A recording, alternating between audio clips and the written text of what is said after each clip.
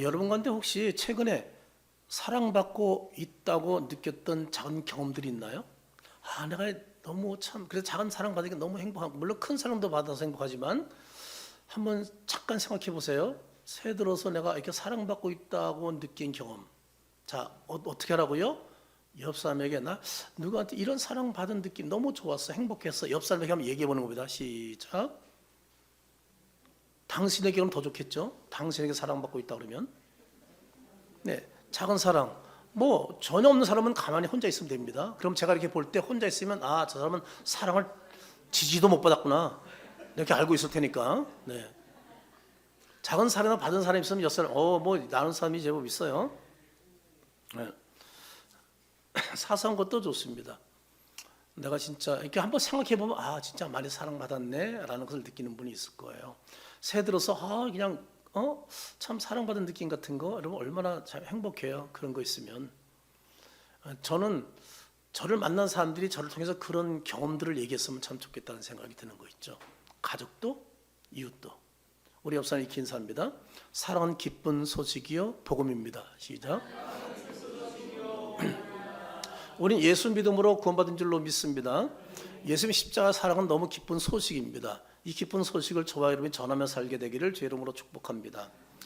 요즘 세상의 사람들이 사랑이라는 단어는 자주 듣고 있습니다. 그러나 정작 사랑의 의미는 점점 퇴색되고 있는 것을 발견하게 됩니다. 우리가 사랑한다면 이렇게 해야지, 우리가 사랑한다면 이 정도는 감수해야지 할 때 사랑이 부담이 되나요? 오히려 아니면 위로가 되나요? 좀 앞에 쪽이 강할 수가 있겠죠. 오늘 본문인 요한일서 4장은 사랑을 지켜야 할 규칙, 즉 정의로 말하지 않고 사랑을 드려야 할 기쁜 소식, 즉 복음으로 말하고 있다는 사실입니다.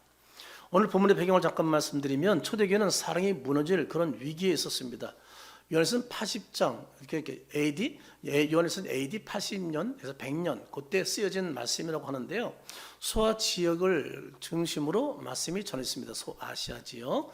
당시 초대교회 안에는 우리는 더 영적 높은 지를 가졌다, 그리고 하나님을 안다 하지만 형제에 대해서는 무관심한 그런 거짓 교사들이 많이 있습니다. 심지어 이웃, 형제는 무시해도 괜찮아, 하나님은 알면 돼, 이런 사상을 가진 거짓 교사들이 있었다는 사실입니다. 당시 헬라 문화 영향으로 욕망적인 에로스 잘 알죠? 그리고 친거래의 사랑 뭐예요? 필리아. 그렇지만 희생적 사랑인 아가페 사랑은 거의 이해가 되지 않는 그 당시의 개념이었습니다. 요한은 이런 문화 속에서 전혀 다른 차원의 지금 아가페 사랑의 메시지를 그리고 증거가 있다는 사실입니다. 그럼 사도 요한은 왜 이렇게도 사랑을 강조할까? 요한은 제자들 중에서도 가장 사랑을 많이 받은 사람입니다. 예수님의 삶 전체를 곁에서 가장 가까운 데서 지켜본 사람이 사도 요한입니다. 요한은 배신한 제자들을 끝까지 품으시는 예수님의 사랑을 보았습니다. 십자가에서 죄인을 용서하신 그 사랑을 사도는 다 지켜본 사람입니다. 그러므로 사도 요한에게 있어서의 사랑은 신앙의 옵션이 아니라 핵심이었습니다.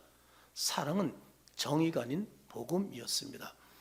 그럼 지금부터 사랑의 출처, 사랑의 계시, 사랑의 완성에 대해서 살펴보면서 함께 은혜를 나누도록 하겠습니다.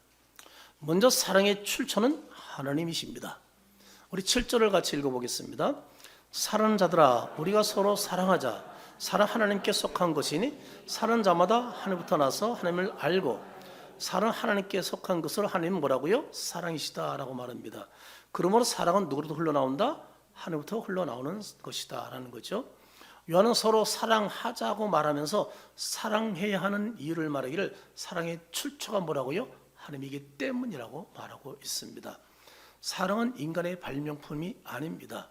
사랑 하나님의 본성에서 흘러나오는 겁니다. 사랑은 인간의 성품이 아닙니다. 하나님의 성품입니다. 그러므로 사랑은 하나님께 속한 자고 하나님부터 나서 하나님을 아는 자가 할 수 있는 일이라는 겁니다. 아멘이죠. 하나님을 안다면 사랑하지 않을 수가 없습니다. 그러므로 사랑하는 사람은 하나님부터 난 사람인 것을 알 수 있지만, 사랑하지 않는 사람은 하나님부터 난 사람이 아니라는 겁니다. 또한 사랑하는 사람은 하나님을 알고 있는 사람이지만 하나님을 사랑하지 않는 사람은 하나님을 알 수가 없다는 말씀입니다. 요한은 분명하게 말합니다. 8절을 우리 한번 같이 읽어보겠습니다. 사랑하지 않은 자는 하나님을 알지 못하느니 이는 하나님은 사랑이심이라. 아멘이죠. 이 말씀의 의미는 하나님을 알아야만 사랑할 수 있다라는 뜻입니다. 그러면 우리가 사랑이 부족하다고 할 때 우리는 무엇을 더 노력해야 하나요? 아니면 하나님께로 나아가야 하나요? 우리는 속히 하나님께 돌아가야 됩니다. 왜 그렇다고요? 사랑의 출처가 누구니까? 하나님이니까. 내 힘으로 되는 것이 아니니까. 하나님이 먼저 우리를 사랑하셨습니다. 귀한 여러분, 우리는 하나님의 사랑을 당연한 배경처럼 여기고 있진 않나요?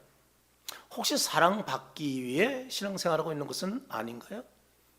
창세기 3장에 보면 아담이 선악을 알게 한 나무의 실과를 따먹고 죄를 지었을 때 아담이 하나님을 찾았나요? 하나님이 아담을 찾아오셨나요? 우리 너무나 답을 잘 알고 있습니다. 아담이 아닙니다. 먼저 하나님이 찾아오셨습니다. 출애굽기 14장에 보면 출애굽 사건 다음에 엄청난 사건입니다. 이스라엘 민족이 구원받은 사건입니다. 이것이 이스라엘 백성들의 믿음으로 얻은 건가요? 하나님의 은혜인가요? 우리는 너무나 답을 잘 압니다. 은혜의 결과라는 것을. 우리가 믿고 있는, 그리고 우리가 구원받은 것은 우리의 노력의 결과인가요? 하나님의 은혜의 결과인가요? 다 하나님의 은혜로 믿게 되었고 하나님의 은혜로 구원받게 된 것이죠. 다 은혜의 결과입니다. 우리는 구원을 받기 위해서 믿는 가정에 태어났기로 작정했나요? 아니면 믿는 가정에 태어났으나 아니야, 예수 믿게 되어서 구원받은 거야. 내가 구원받기 위해서 믿는 가정에 스스로 태어난 사람이 아니야. 하나님이 그렇게 믿는 가정에 태어나게 해줬고, 아멘이죠. 그래서 모태신앙은 감사해야 돼. 진짜 평생, 일평생 감사하면서 신앙생활 똑바로 해야 돼. 모태신앙이 모태신앙 되면 큰일 나는 거예요. 잘하는 신앙 돼야지 말이지. 거저받았잖아. 목사님 같은 거 얼마나 힘들게 예수 믿게 됐는데, 목숨을 다해서 경험을 하면서 고통을 당하면서 예수를 믿었는데, 여러분 거저 그냥 태어났잖아. 그냥 얼마나 공짜로 구원받았어요. 대단한 거예요. 대단히 믿지 않는 집안에 약간 첫 번째 믿는 사람이었어요. 그것도 하나님의 은혜죠. 그러나 고난이 많았죠. 목회도 대대로 믿는 집안에 태어난 사람들은 목회가 쉽대요. 근데 일대 목회자 그렇게 힘들대. 제가 일대 목회자예요, 제가. 그래서 힘들게 지금까지 달렸는지 모르지만 아무튼 말이죠. 여러분, 우리가 믿는 가정에 태어났다는 거 감사하고 믿는 사람 만났다는 거 감사하시길 바랍니다. 하나님은 이스라엘 백성들이 우상 숭배할 때 그들에게 언약을 버리지 않았습니다. 우리가 아직 재현되었을 때, 우리가 아직 뭐예요? 재현되었을 때 구원을 준비하셨습니다. 이처럼 하나님의 구원 사역은요, 언제나 인간의 순종보다 무엇이 우선이었다? 하나님의 사랑이 우선이었습니다. 먼저 하나님이 사랑하셨어요. 그 다음에 인간이 순종한 겁니다. 제가 믿어서 구원받은 게 아니고 그분이 사랑하셔서 믿게 된 거야. 아멘이죠? 그래서 사랑했기 때문에 제가 순종해서 구원받은 거지. 모든 게 누구의 나라고 전적인 하나님의 은혜였어요. 그래서 복음주의 팀 켈러 목사님이 이런 말 합니다. 종교는 이렇게 살아라 말하지만 복음은 뭐라고요? 이렇게 사랑받았다라고 말한다. 맞는 얘기죠? 그럼요. 우린 이렇게 살기 전에 뭐예요? 이런 사랑을 받았다는 걸 잊지 말아야 돼요. 그 은혜에 감사해서 그렇게 사는 거예요. 귀한 여러분, 우리는 먼저 하나님의 사랑을 받은 자에게 마땅히 하나님의 사랑을 나누는 자로 살아가기를 주 이름으로 축복합니다. 두 번째, 사랑의 계시는 예수님을 통해 나타났어요. 구절을 같이 한번 읽어보겠습니다. 하나님의 사랑이 이렇게 나타난 바 되었으니 인내심은 그로 말미암아 우리를 살리려 하심이라. 네, 제가 한 번 더 읽어드릴게요. 하나님의 사랑이 우리에게 이렇게 나타난 바 되었으니 하나님의 자기의 독생자를 세상에 보내심은 그로 말미암아 우리를 살리려 하심이라.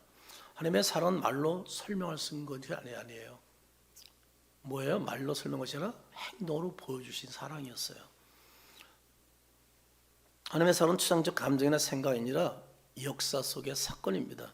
사랑의 하나님은 독생자 예수를 세상에 보내셨습니다. 이것이 복음입니다. 사도행은 하나님의 사랑은 감정이나 철학이 아닌 세상 속에 실제로 일어난 사건으로 지금 설명하고 있습니다. 그럼 왜 하나님이 자기 독생자를 세상에 보냈나요? 10절에 답이 있습니다. 같이 읽어봅니다. 사랑은 여기 있으니 우리가 하나님을 사는 것이 아니라고 하잖아요. 하나님 우리를 사랑하사 우리 죄를 속하기 위해서 화목제물로 그들을 보내셨음이라고 말하고 있죠. 10절 중반절 보세요. 우리가 하나님을 사는 것이 아니래요. 하나님이 우리를 사랑했다는 거예요. 그러니까 여러분이 여기 앉아있는 것 자체가 엄청난 사랑받은 거예요.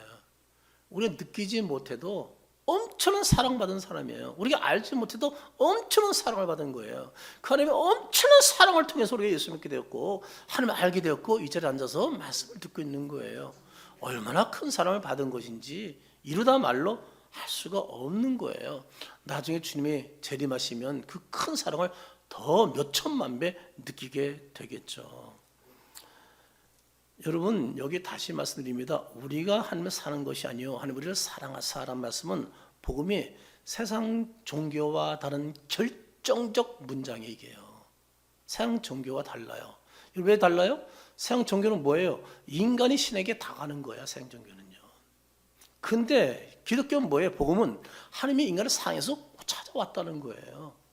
이게 천지 차이죠. 전혀 다른 거죠. 180도 다르죠. 그 찾으신 하나님이 성육신하신 성자 예수님이신 것을 믿으시기 바랍니다. 성자 예수님, 성자 하나님이십니다. 사랑의 예수님은 우리 죄를 속하기 위해서 화목제물로 십자가에서 죽으셨습니다. 여기서 화목제물이라는 단어가 나오지 않습니까? 구약 성전에서 죄인을 살리기 위해서 뭘 잡아 죽였어요? 진승을 잡아 죽였잖아요. 근데 그 일을 누가 대신 단번에 속해버렸어요? 예수님이 십자가에서 죽으신 화목제물로 우리 죄를 다 사하신 것을 믿으시기 바랍니다. 귀한 여러분, 우리를 예수님은 훈계로 오신 분이 아니에요. 예수는 우리를 살리기 위해서 대신 죽으러 오신 분이라는 사실입니다. 또 하나님의 사랑 증명 방식은 말이 아니었어요. 완전한 희생이었다는 사실입니다. 하나님의 사랑은 아들 독생자를 세상에 보내시고 십자가에서 희생제물로 아들을 죽게 하셨습니다. 하나님이 왜 이토록 큰 희생을 결단한 거예요? 우리가 하나님을 사랑해서 아니라 하나님 먼저 우리를 사랑하셨기 때문이라는 사실입니다. 그래서 말로만 사랑하는 게 아니에요. 그래서 기독교는 말로 하는 사랑, 물론 아는 것보다 낫지만 립 서비스 끝나면 안 돼요. 반드시 뭐가 따라야 돼요? 행동이 따라야 하는 거예요. 이 진정 기독교의 사랑이에요.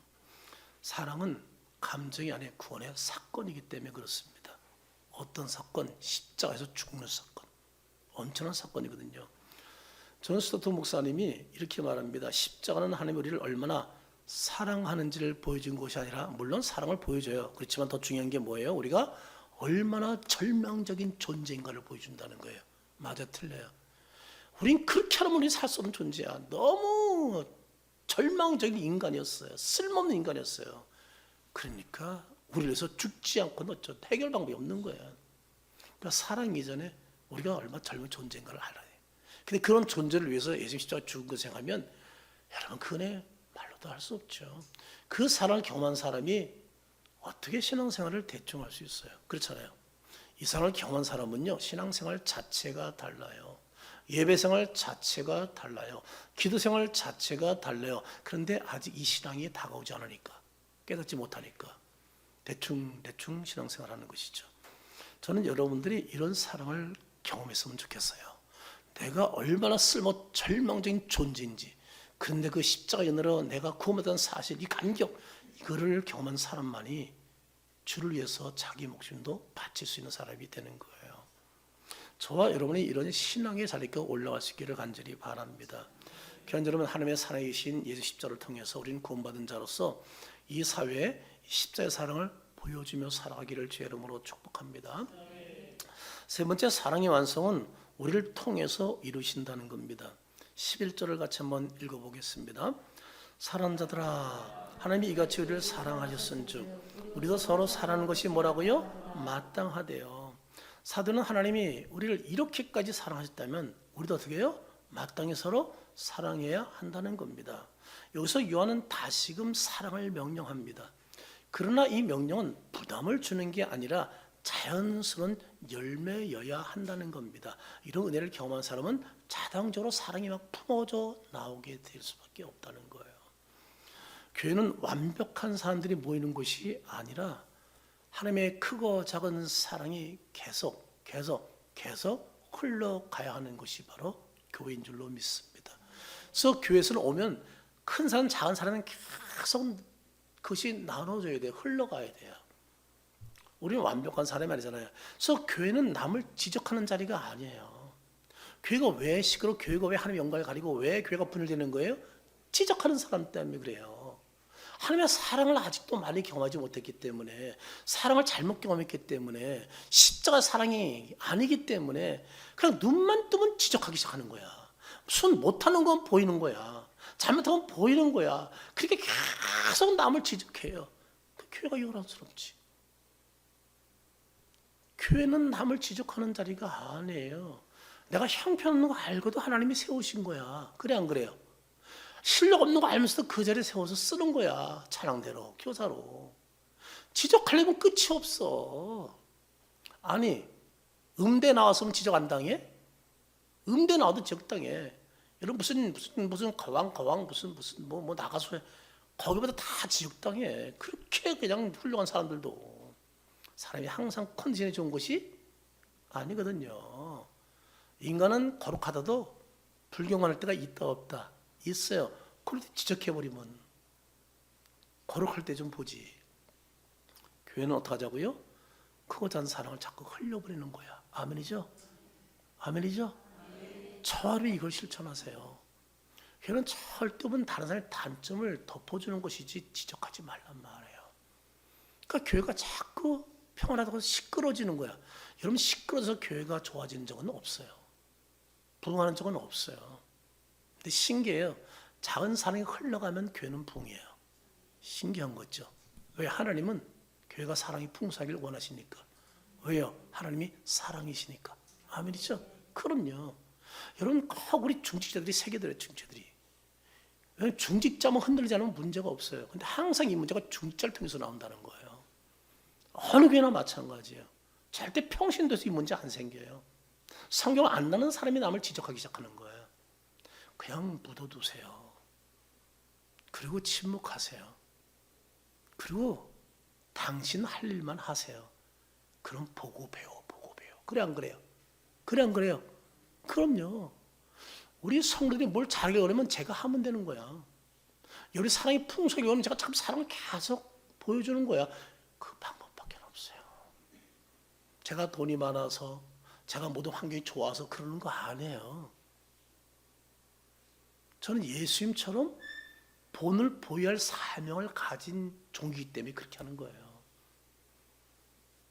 그러나 이것도 하나님의 사랑받지 못하면 못해요. 억지로는 한계가 있거든요. 그래서 계속 사랑을 사모해야 돼요. 그러면 흘러나와. 교회는 어떤 사람이라고요? 실수 허물이 많고 완벽한 사람이 모이는 곳은 아니다. 그러면 크고 작은 사랑은 계속 흘러가야 된다. 아멘이죠? 그러면 교회는 교회 됩니다. 12절 말씀을 같이 한번 읽어보겠습니다. 12절입니다. 어느 때나 하나님을 본 사람이 없으되 만일 우리가 서로 사랑하면 하나님 우리 안에 거하시고 그의 사랑이 네, 그의 사랑이 우리 안에 온전히 이루어진다고 말하고 있습니다. 여기서 온전히 이루어지니라 라는 말씀은 끝냈다가 아니에요. 목적에 도달했다는 뜻입니다. 아무도 하나님을 직접 본 사람은 없지만 우리가 서로 사랑할 때 우리 안에 거하시고 그리고 사랑의 목적을 달성하게 된다라는 뜻입니다. 쉽게 말하면 사람들은 눈으로 하나님을 볼 수 없지만 우리가 서로 사랑하면 세상 사람들이 우리를 통해서 누굴 본다는 거예요? 하나님을 보게 될 수 있다는 거예요. 이게 중요한 거예요. 절대 다투는 사람 통해서 하늘 보는 사람은 없습니다. 교회 안에서 다투는데 목소리 큰데 그 사람을 통해서 하나님이 보여지는 경우는 없습니다. 여러분 작은 사랑을 실천할 때 그때 하나님이 보여주는 거예요. 우리 하나님을 보여주는 거 쉬워요. 뭐만 하면 돼? 사랑만 하면 보여주는 거예요. 여러분 잘하다가 성질 한번 딱 내면 하나님이 어떻게 해? 순식간에 떠나는 걸 보는 거야. 그래서 우리 늘 사랑을 보여주는 삶을 사는 게 쉬운 건 아닌 거예요. 왜? 연약하니까. 육신을 따르는 연약한 자이기 때문에. 그 얼마나 영적 싸움을 싸워야 되겠어요. 승질나도 괜찮아 라고 하는 거 쉽지 않죠. 그렇잖아요. 그러니까 우리가 내 안에 늘 그분으로 충만하지 않으면 그런 모습을 보여주며 살아갈 수는 없어. 불가능해. 그래서 매 순간 나를 죽이는 삶을 살아야 되고, 그러니까 사도 바울이 나를 날마다 복종시킨다고 그러잖아요. 그 날마다 그분의 은혜 안에 거하려고 몸부림쳐야 돼. 그러니까 기도 없이는 우리가 그렇게 살아갈 수가 없는 거예요. 그분이 날마다 매 순간 분초마다 왕이 되지 않고는 그런 삶을 살 수가 없어요. 그런데 주님이 이런 삶을 살길 원하신다고요.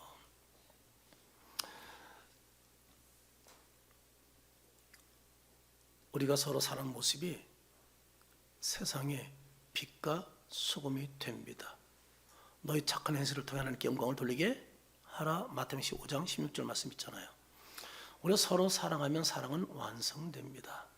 하나님의 사랑은 십자가에서 증명되었고 성령을 통해 우리 안에 지금 거하십니다.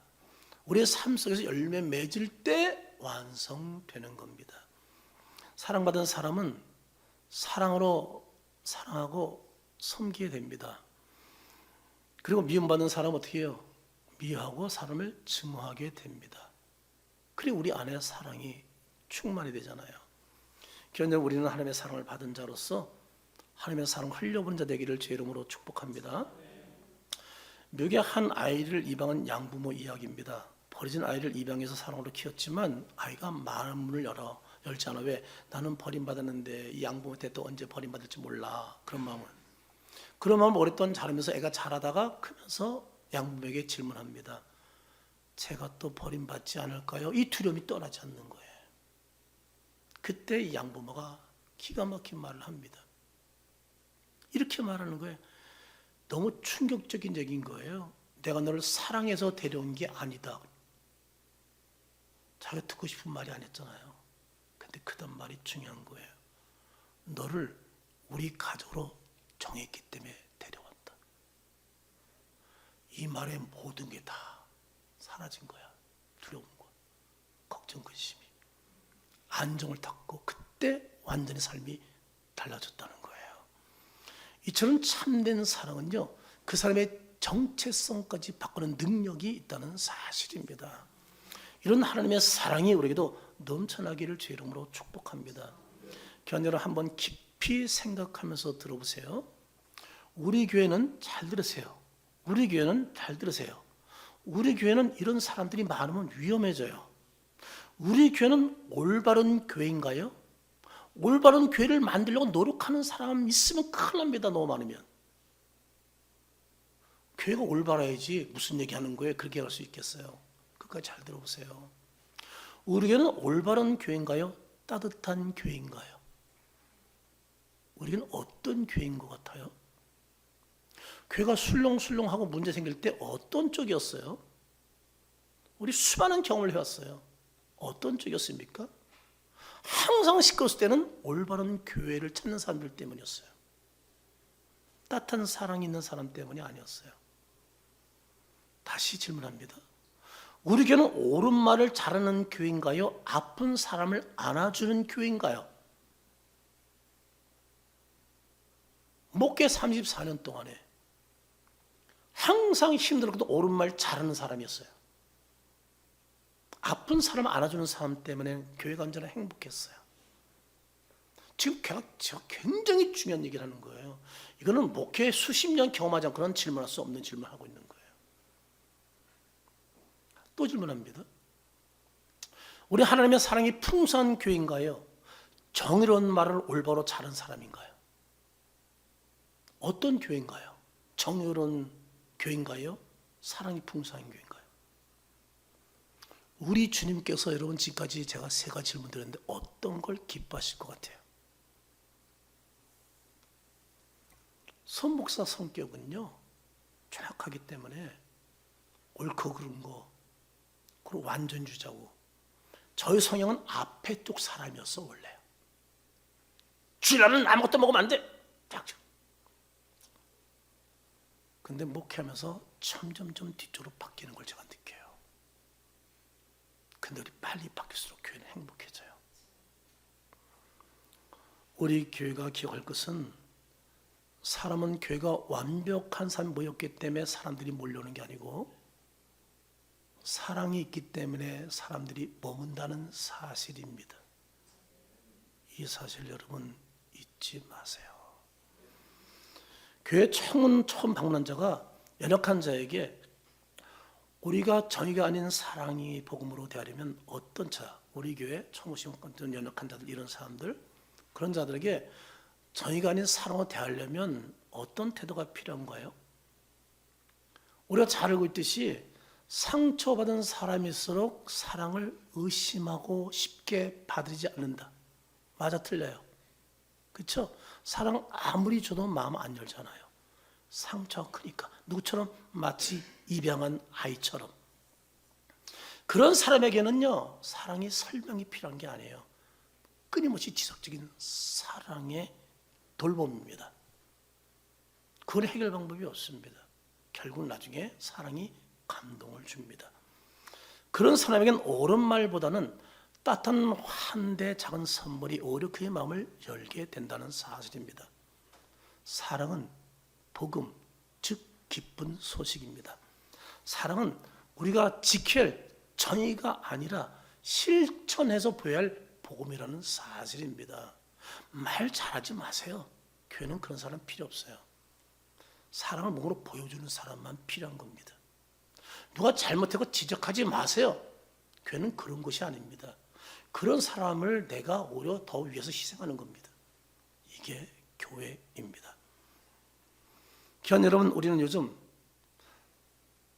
사진을 찍어서 우리가 저장해 놓지 않습니까? 그렇죠. 우린 사랑을 찍어서 저장해 놓는 사람입니까? 아니면 계속 흘려보내는 사람입니까? 우린 어떤 사람이에요? 우린 사랑을 찍어서 쌓아두는 저장고인가요? 아니면 흘려보내는 통로인가요? 여러분 둘 중에 하나일 겁니다. 원하기는 우리는 예수님처럼 흘려보낸 자 되기를 주의 이름으로 축복합니다. 한 기독교인이 한 아이를 어릴 때부터 도움을 줬는데 세월이 흘러 아이가 커서 어릴 때부터 도움 준 아이가 대학생이 됐어요. 근데 지금 졸업생이 되었어요. 그래서 그 아이에서 편지가 왔습니다. 저 지금 병원에 지금 실습 다니고 있어요.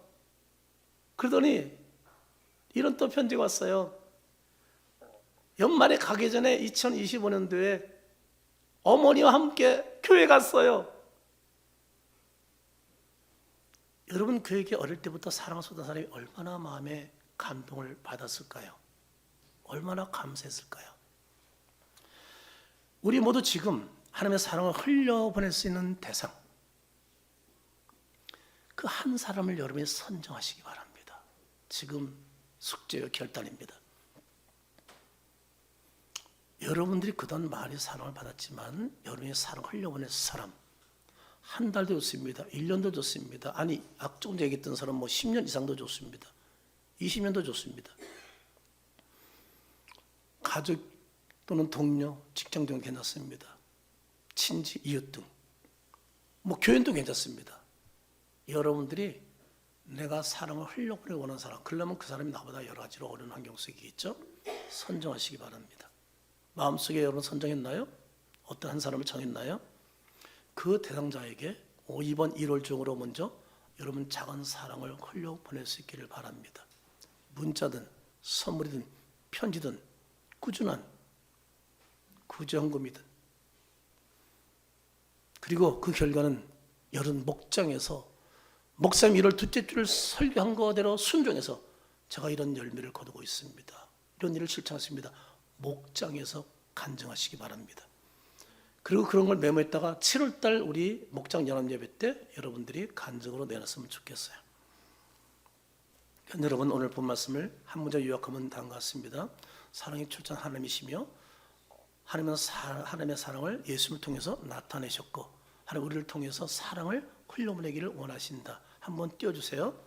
제가 선창 여러분 후창 되겠습니다. 사랑의 출처는 사랑에 계시는 사랑의 완성은 사랑하는 성도 여러분, 우리는 독생자까지 주신 하나님의 사랑을 받은 자로서 그 사랑을 알지 못하는 사람들에게 계속 흘려오는 자 되어 하나님의 사랑을 보여주기를 주의 이름으로 축원합니다.